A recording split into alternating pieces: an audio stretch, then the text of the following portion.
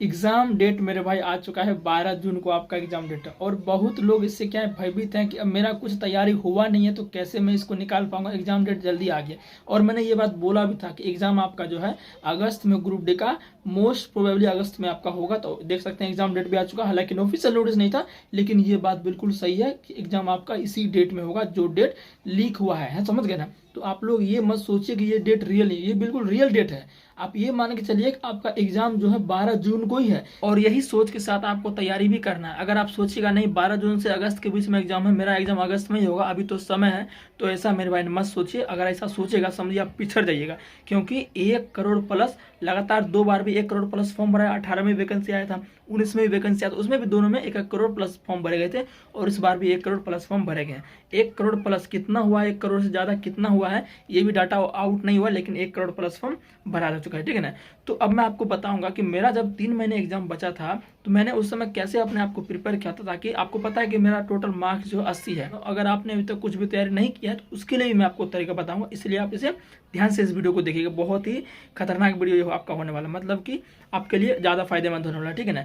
देखिए सबसे पहले मैंने क्या किया, जब 3 महीना एग्जाम बचा था मैंने मॉक टेस्ट लगाया। मॉक टेस्ट हालांकि मैं पहले भी लगाता था, लेकिन उस मॉक टेस्ट का मैं क्या खाली लगा देता था, उसको उतना ध्यान मैं नहीं देता था, ठीक, एनालिसिस वगैरह नहीं करता था। तो जब 3 महीने एग्जाम बचा तो कुछ ज़्यादा ही सीरियस होना ही पड़ेगा, सीधी सी बात है, ठीक है ना। तो जब मैं 3 महीने बचा था मॉक टेस्ट फिर से अच्छे से लगाना शुरू किया, तो मैं डेली देखता था, डेली मॉक टेस्ट लगाता था। अब आपको भी डेली मॉक टेस्ट लगाना पड़ेगा। अगर आप नहीं लगा रहे थे, लगा रहे तो अच्छी बात है, जो नहीं लगा रहे थे अब आप डेली मॉक टेस्ट लगाइए। मॉक टेस्ट में लगा रहा था, उसमें मैं कमियां ढूंढता था। जब मैं पूरा मॉक टेस्ट देख लेता था कि मैथ का ये क्वेश्चन गलती हो रहा है, रीजनिंग का ये टॉपिक से गलती हो जा रहा है ना, जीके के ये टॉपिक से गलती हो जा रहा है, साइंस तो खैर आपको पता ही, साइंस के बारे मेरे बारे में छोड़ दो, ठीक है ना। तो भाई मैं जब जो चैप्टर से प्रॉफिट एंड लॉस गलती हो गया, प्रॉफिट एंड लॉस मैं अच्छे से बनाया फिर भी गलती हो गया, तो वो जो क्वेश्चन जो गलती होगा उस क्वेश्चन को स्पेशल मैं एक कॉपी में बनाकर नोट कर लेता था कि ये क्वेश्चन में भाई प्रॉफिट एंड लॉस पूरा पढ़ा हूँ फिर भी कैसे गलती हो रहा है। तो उस सवाल को डायरेक्ट हम क्या करते 3-4 बार उसको बनाते थे, 1-2 बार, तो वो सवाल क्या है माइंड में फिट होता था। आप बोलेंगे 3-4 बार बनाएंगे, बोर्ड एग्जाम के बच्चे थोड़े हैं कि मैथ को रटेंगे, है ना। तो ऐसी बात नहीं है, कुछ सवाल ऐसी होते हैं जिसको आपको जो है 3-4 बार बनाने से वो आपका ऑटोमेटिक कॉन्सेप्ट भी ऑटोमेटिक आपके माइंड में वो आ जाता है, ठीक है ना। तो इस तरह से हम सारी चीज़ों को, मैथ को भी करते थे, रीजनिंग को भी करते थे। रीजनिंग ज़्यादा गलती नहीं होता था, मैथ ही हमारा जो है लगातार गलती हो जाता था, ठीक है ना।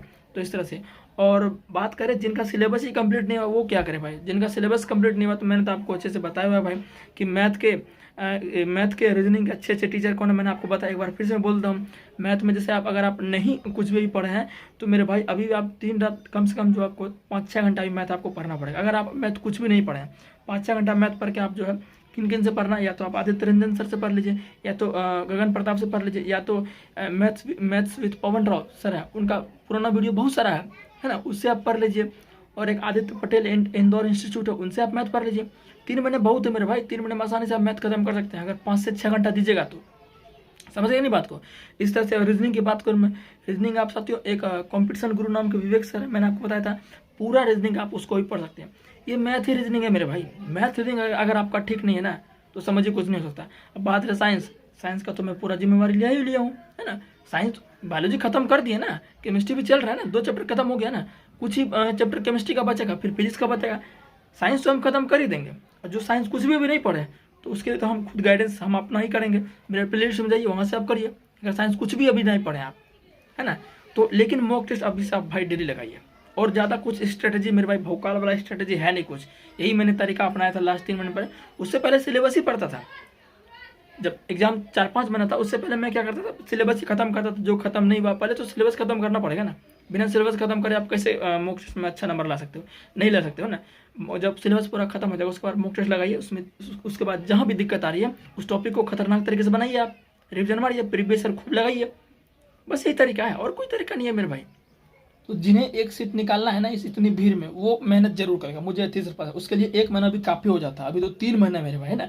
तो आप लोग मेहनत करिए, जैसा मैंने आपको बोला, जहाँ मॉक टेस्ट में दिक्कत आ रही है उस चीज़ को आप खत्म करिए पहले, फिर भी सिर पर ज़्यादा फोकस करिए। जो भी मैथ बनाइए ना, मॉक टेस्ट कभी भी नया वाला मत लगाइए, हमेशा लगाइए प्रीवियस ईयर, समझ। नया वाला कभी मत लगाइए, हमेशा प्रीवियस लगाइए।